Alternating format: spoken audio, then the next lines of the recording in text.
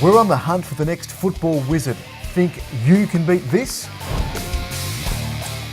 Send us a video of your magic touch to football360 at footballwest.com.au. Be part of the game.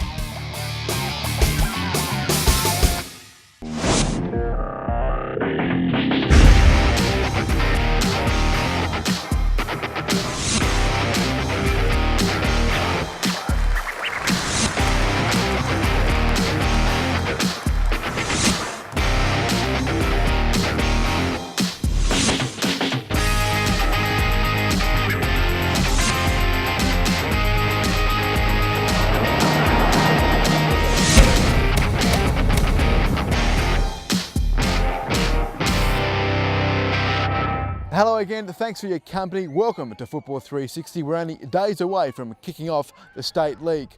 Coming up on this edition, the highlights from the Charity Shield match between Sorrento and Balcatta. Take a look at this bloke. Futsal player Daniel Cappellaro shows his wizardry with the ball. And we catch up with Perth's own national goalkeeping coach, Tony Franken. But first, we're here in Sorrento heartland at Percy Doyle Reserve, where the Gulls are hosting Balcatta, who have a new coach at the helm in the annual Charity Shield match. Conditions were blustery at Percy Doyle, but it didn't stop hundreds of fans walking through the gate. From the kickoffs, both sides peppered the goals. It wasn't until the 22nd minute when a shot by Sorrento's Ryan Pearson was deflected into the back of the net to give the Gulls a 1-0 lead.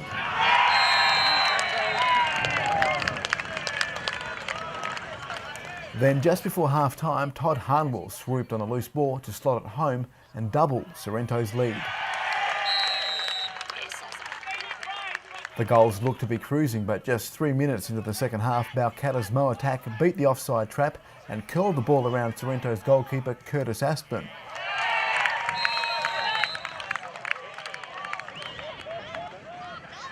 From there, the intensity grew, but Balcatta's fortunes changed for the worst when Adam Tong brought down James Morgan in the box. Gavin Knight stepped up to take the penalty to put the league champions 3-1 up.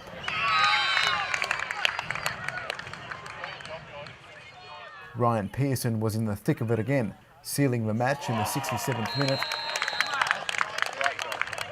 Although Tong managed to pull one back for Balcatta 4 minutes later. Sorrento picking up the Charity Shield, a decent effort for the champions. After an ordinary night series campaign, Ryan Pearson named man of the match. Pleasing result. I mean, we've had a bit of a difficult pre-season. Obviously, we've had players leave, players get injured. So, we had a few new faces in today. Obviously, it's a bit of a transitional period for us, but we were well pleased, the way we see out the game and, the progress we've made. Every time we broke forward, we looked dangerous. Toddy and Gavin Knight worked hard up front and were lively. With the season just round the corner, it's important to get a result that carries you into the start, the first game of the season. Credit to the opposition, they scored 4 goals. Our feeling was that we gave 3 of them through mistakes, 2 of them in the first half. The players are not happy with that. The good thing in the first half is that we did create 3 good chances. We look very dangerous on set pieces. Happy with some of the offensive play, but there's a bit of work to be done. I think we'll get it right fairly quickly. I think the club's just adjusting. I mean, Saul has taken the helm as head coach. I've just transferred from 23s to assist Saul as assistant coach. And Michael's still around the place. We've still got lots of experience. Saul knows the players. I know about coaching, and we're gonna form a good combination. We think we're going to have a good season. And looking ahead to round 1 of the All Flags State League this weekend, Stirling take on newcomers Coburn and improved Armidale clashes against Charity Shield runners-up Balcatta. Inglewood host last year's finalists Athena. Sorrento should have a comfortable match against the NTC. Bunbury will try to gain all 3 points against Joondalup, but undoubtedly the match of the week is between Perth and Bayswater at Dorrien Gardens on Sunday. Bayswater in fine form after picking up the night series title, but their former coach Mauro Marchioni will be looking to spoil the party with his new troops. Kick-off is at 3 p.m.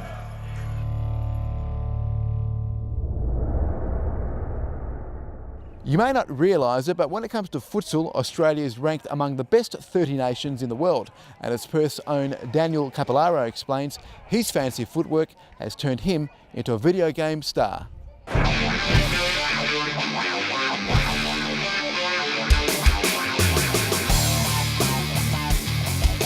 Futsal's played in Spain, South America, Italy, Portugal, loads of countries in Europe, but predominantly in South America, and it's all based around fast footwork and skills, passing, movement, all the types of things that you'd use in a normal football game, but it's obviously heightened because the area is a lot tighter and smaller. I've started playing football when I was 9 years old, when I came back from a European family trip in Italy. Played at various clubs in the State League. I started playing futsal when I was 14 and I started playing futsal competitively when I was 19. Played for Western Australia. Most recently, I travelled to Argentina and I played professionally over there for 4 months. Prior to that, I also travelled to Amsterdam and I trained and played with a professional futsal team over there as well. I'm not sure to the actual number of people that play futsal, but there's 23,000 participants that play some sort of indoor football across Western Australia. In my opinion, futsal it's a priority for players if they want to develop technically, if they want to develop their skills, movement, their first touch. Futsal has proven to help other countries such as Brazil, Argentina, Spain. You look at those players and the way they play the game, and they've all come from a futsal background. Through playing futsal, I started filming my matches and it turned into something more than futsal. I started looking up on YouTube street football, and from watching these videos, I thought, yeah, you know, it's something I'd like to give it a shot. Started filming my own skills, put them up on YouTube, and then 3 years or 4 years after building my brand, yeah, I was contacted by EA Sports and they said, look, we'd like to put a likeness of you in FIFA Street. So it's quite lucky to have something come up like that. Are you a better player in real life than you are in the game? I will let other people be the judge of that.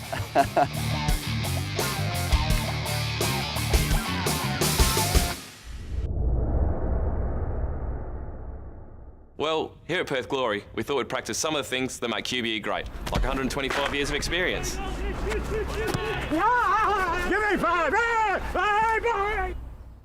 We trialled a new fraud replacement policy.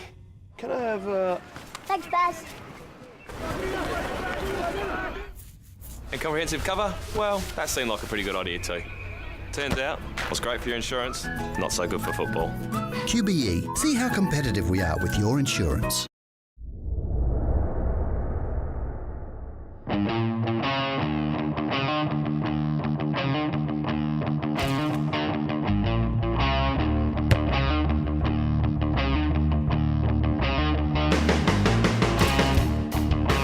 I was in England and I was playing for this team called Crayford Arrows, and I just loved the game, so I just decided to start playing.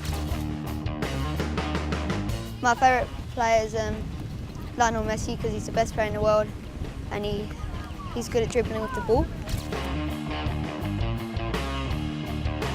The best thing about playing football is having fun and enjoying the game. And I would like to be a professional football player and play for Arsenal. To get to Arsenal, I need to have the right attitude, to be a good player and to be able to have good sportsmanship.